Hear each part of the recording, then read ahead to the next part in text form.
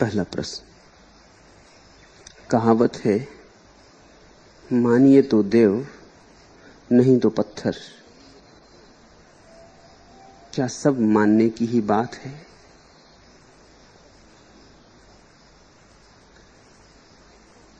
मैं कहावत को थोड़ा सा बदलना चाहूंगा। जानिए तो देव नहीं तो पत्थर। मानने से तो पत्थर पत्थर ही रहता है।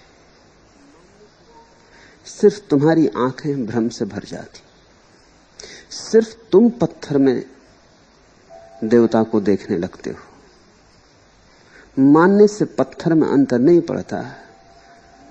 मानने से सिर्फ तुम्हारी आंख का चश्मा बदल जाता है। तुमने रंगीन चश्मा आंख पर रख लिया तो सभी चीजें रंगीन दिखाई पड़ने लगती, लेकिन सभी चीजें रंगीन हो नहीं गई। तुम चश्मा उतार कर रख दोगे, चीजें फिर रंगहीन हो जाएंगी। चीजें तो जैसी हैं वैसी ही हैं। हिंदू मंदिर में गए, यदि तुम मुसलमान हो तो पत्थर पत्थर ही रहता है, क्योंकि तुम्हारी आंख पर हिंदू का चश्मा नहीं। यदि तुम हिंदू हो तो पत्थर देवता मालूम होता है, क्योंकि तुम्हारी आंख पर हिंदू का चश्मा है।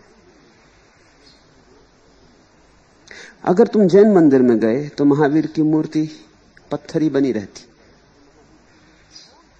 देवत्व उसमें प्रकट नहीं होता। तुम्हारी आंख पर जैन का चश्मा नहीं। मानने से तो सिर्फ चश्मे बदलते हैं। मानने के धोखे में मत पड़ना। जानने की यात्रा करो। जानो तो निश्चित देव ही है, पत्थर तो है ही नहीं।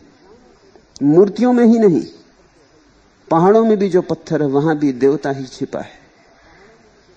जानने पर तो परमात्मा के अतिरिक्त और कुछ बचता ही नहीं। जाना कि परमात्मा के द्वार खोले हर तरफ से, हर दिशा से, हर आयाम से।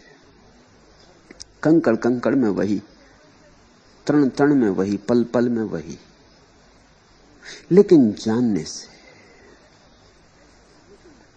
विश्वास से शुरू मत करना, बोध से शुरू करो। विश्वास तो आत्मघात है। अगर मान ही लिया तो खोजोगे कैसे? और तुम्हारे मानने में सत्य कैसे हो सकता है? एक क्षण पहले तक तुम्हें पत्थर दिखाई पड़ता था और अब तुमने मान लिया और देवता देखने लगे। ये देखने लगे चेष्टा करके, लेकिन भीतर किसी गहराई में तो तुम अब भी जानोगे ना कि पत्थर है। उस भीतर की गहराई को कैसे बदलोगे? संदेह तो कहीं ना कहीं छिपा ही रहेगा, बना ही रहेगा। इतना ही होगा कि ऊपर ऊपर विश्वास हो जाएगा, संदेह गहरे में सरक जाएगा। ये तो और खतरा हो गया। संदेह ऊपर ऊपर रहता इतना हानिकर नहीं था, ये तो संदेह और भीतर चला गया और प्राणों के रग रेसे में समा गया। ये तो तुम्हारा अंतःकरण बन गया। यही तो हुआ है। दुनिया में इतने लोग हैं, करोड़ों करोड़ों लोग मंदिर जाते, मस्जिद जाते, गुरुद्वारा जाते, चर्च जाते, और इनके भीतर गहरा संदेह भरा है। ईसाई और हिंदू और मुसलमान सब ऊपर ऊपर है और भीतर संदेह की आग जल रही है। और वो संदेह ज्यादा सच्चा है, क्योंकि संदेह तुमने थोपा नहीं है, ज्यादा स्वाभाविक, और तुम्हारा विश्वास थोपा हुआ है, आरोपित है। आरोपित विश्वास स्वाभाविक संदेह को कैसे मिटा सकेगा? आरोपित विश्वास तो नपुंसक है। स्वाभाविक संदेह अत्यंत ऊर्जावान है। फिर कौन मिटा सकता है स्वाभाविक संदेह को? स्वाभाविक श्रद्धा ही मिटा सकती। सत्य संदेह को, बलशाली संदेह को बलशाली श्रद्धा ही मिटा सकती। और श्रद्धा कब बलशाली होती? तुम्हारे करने से नहीं होती, जानने से होती, बोध से होती। तुम देख लो कि परमात्मा है, तब श्रद्धा होती। तुमने मान लिया कि ये तो लचर बातें हैं, ये तो बैसाखियां हैं, जिनके सहारे तुम बहुत चल चुके। तो जिन्होंने ये कहावत घड़ी होगी मानिए तो देव, नहीं तो पत्थर। उन्होंने सार की बात कही है। यही स्थिति है अधिक मनुष्यता की। मान मान कर सब चल रहे हैं। अंधे ने मान लिया है कि रोशनी है,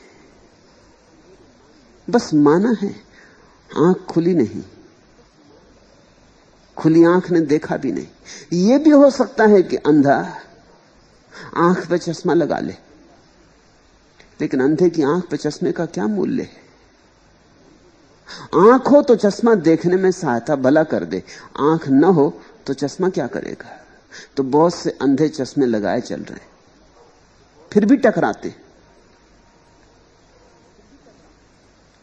टकराएंगे ही।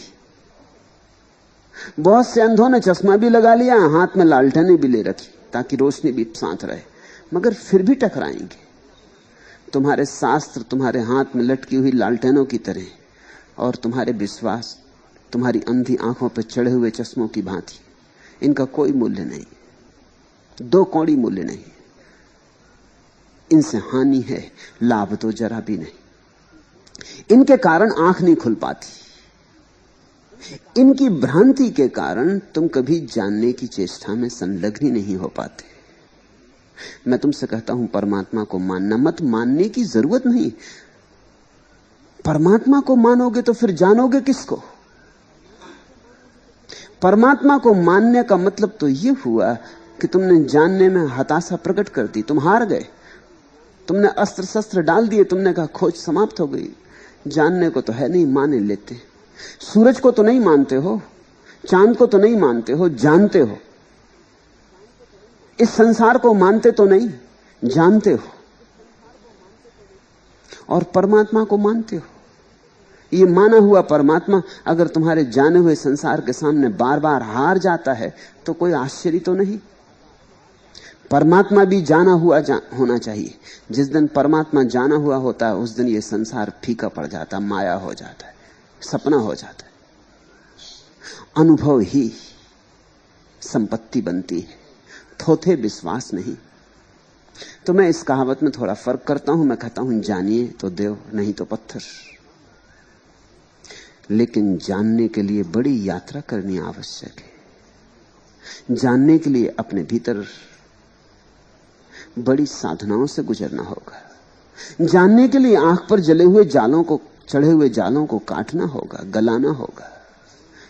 जानने के लिए सबसे पहली तो बात है कि मानी हुई बातें छोड़ देनी पड़ेंगी, जो कि बहुत कष्टपूर्ण है, क्योंकि वही तुम्हारी संपदा है। उसी मानने को तुम सोचते हो तुम्हारा ज्ञान है, उस सारे ज्ञान को छोड़ देना होगा। एक बार तो तुम्हें निपट रूप से अज्ञानी हो जाना पड़ेगा। इसके पहले कि तुम सच में ज्ञान की किरण को पाओ, तुम्हें अज्ञान की रात से गुजरना होगा। एक बार तो तुम्हें बिल्कुल निर्धन हो जाना पड़ेगा, क्योंकि अभी जिसे तुम धन कहते हो वो है नहीं, सिर्फ ख्याल में मन के लड्डू। इन्हें तो छोड़ देना पड़ेगा। एक बार तो तुम्हें अपना भिखमंगापन देखना पड़ेगा, अपना अज्ञान, अपना अंधेरा, अपना अंधापन, अपनी नकारात्मक स्थिति, अपनी नास्तिकता को झेलना पड़ेगा। ये नास्तिकता का कांटा तुम्हारे प्राणों में चुभे, इसकी पीड़ा अनुभव हो, ये जरूरी है। तुमने उपाय कर लिए हैं और तुम झूठे आस्तिक बन गए हो, और भीतर छिपा नास्तिक बैठा है। इतने आस्तिक हैं दुनिया में, जितने लोग सोचते हैं कि आस्तिक हैं, तो फिर ये दुनिया धार्मिक होती। तो यहां जगह जगह परमात्मा की ऊर्जा उठती हुई दिखाई पड़ती। यहां हर आंख में परमात्मा की झलक होती, और हर पैर में परमात्मा का नाच होता, और हर कंठ में परमात्मा के गीत होते। यहां प्रेम की बाढ़ आई होती अगर इतने लोग आस्तिक होते। ये 100 आस्तिकों में कभी एक आदमी तो आस्तिक नहीं होता, फिर ये 99 कौन है? ये नास्तिक हैं, और इन्होंने अपने को झूठा बुलावा दे लिया है कि हम आस्तिक। ये नास्तिकों से बदतर हालत में। नास्तिक कम से कम सच्चा तो इतना तो कहता है कि मुझे पता नहीं है और मैं नहीं मानता। जब तक पता नहीं तो कैसे मानूं? नास्तिक कम से कम ईमानदार तो है, प्रामाणिक तो है। जो नहीं जाना है कहता है नहीं मानता हूं। आस्तिक तो बेईमान है, जो नहीं जाना है उसको मानता है। जो जानता है उसको झुटलाता है और जो नहीं जानता है उसे मानता है। आस्तिक तो बड़ी ही कसमकस में, बड़ी परेशानी में। और सारे धर्म तुम्हें सिखाते हैं सत्य की बात, और सारे धर्मों को तुमने बुनियादी असत्यों में बदल लिया। ये सबसे बड़ा असत्य है। जो नहीं जाना हो उसे मान लेने से बड़ा असत्य और क्या हो सकता है। तुम परमात्मा के साथ भी असत्य का संबंध जोड़े हुए। विश्वास का अर्थ होता है परमात्मा से झूठ का संबंध।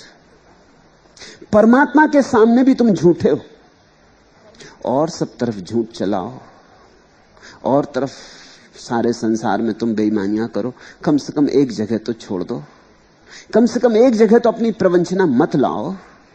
एक जगह तो खड़े हो जाओ नग्न जैसे हो, निर्वस्त्र। एक जगह तो कह दो कि जो है वही है, वैसा ही है, मैं इसको झुटलाऊंगा ना, कुछ का कुछ ना कहूंगा।